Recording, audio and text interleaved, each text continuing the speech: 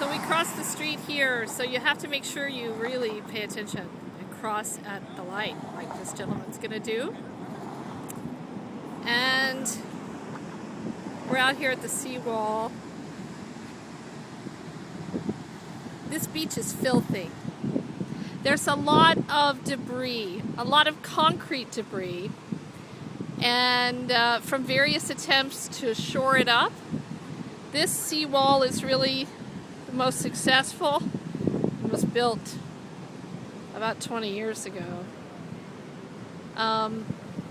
But there's constant erosion that occurs here, so it's quite a... And we've had our share of oil spills. We had one within the last couple of years. So you see some nasty looking sand. But it's nice to take the walk here and then further down where the beach is a little bit cleaner, go out to the water. But some people brave it, I still do.